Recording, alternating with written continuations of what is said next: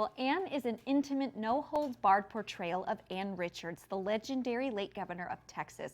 This inspiring, salty, and blisteringly funny, I can't get that out, one-woman play brings us the complex, colorful, and captivating character who was bigger than her beloved home state. And we've got Jim and Cindy here to tell us more. Thank you for being here. Thank you. Yeah, so you directed this one, Yes. Is that right, Jim? Yes.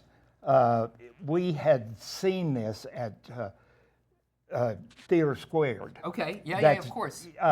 And we're intrigued by it. She, how many years ago did you do 6 Belle? years. 6 years ago, she did a one-woman show of Belle Starr.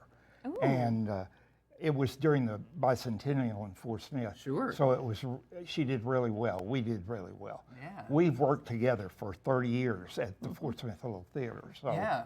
What can you we're tell a people team. about Fort Smith Little Theater, maybe if they haven't heard about it before?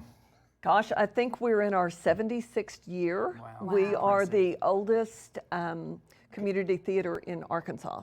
Wow. Continuous. too. Continuous, yes. That We've is been there. really exciting. Yeah, it's nice. Yes, absolutely. Yes. So what can you tell us about Anne? So Anne is very funny. It is political because she was the governor, but at the same time, it's not that political. You don't have Okay. to be really involved in issues or anything to enjoy it. It is really more than anything, it's a comedy. Yeah, it's a hoot is what It it is sounds like. a hoot, that's Yeah. it. The amazing thing is, because the setting is 1993, but there are so many things that she talks about it in the play that we are going through again. I mean, it shows that we haven't come very far. Right. but- Still relevant issues Yeah. to Yes, today's yes. landscape. And especially right before the election, it's very Sure. apropos. Yeah, very Okay. apropos. That's great. Well, what are the details on like when and where it's happening, how we can get tickets? So things like it's October 3rd, 4th, and 5th. There are no reservations, no reserved seatings. Tickets are at the door. They are $7. And it's 7:30 Thursday, Friday, Saturday night. Okay. And Wednesday night, the Sebastian County Democratic Women are holding a fundraiser. Okay. And tickets are still available for that. And it is $20 at the door. that? Okay, that's Okay. all good. But they information. also feed in. Yeah. You get a little bit more. Yeah, you Yeah, get, right. you get a We're- little bit we're more gonna let for them your graze money. and drink. Oh, right? nice. Yeah. So Yeah. it is. That'll be a fun time. Okay, Yes. so you've got a little bit of a moment from the show. You're going to show us anything we need to know before we launch into this? So at the opening of the show, Anne is addressing a graduating class. She's delivering the commencement speech. Okay, This is all our right. moment. Well, we'll step aside Yes, and let we you will. take over. Okay. Thank you.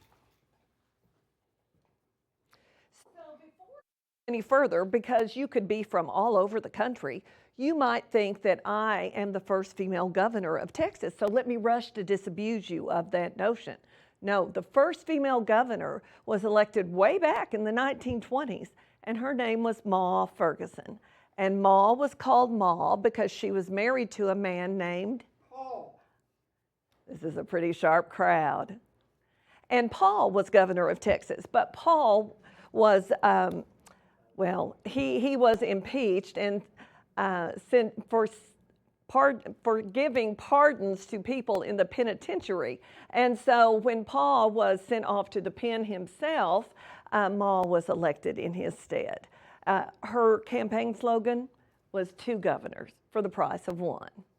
Now, there was a dividing issue in Texas at that time, which will sound somewhat familiar to you even today, about whether or not children were to be punished if they spoke Spanish in the public schools.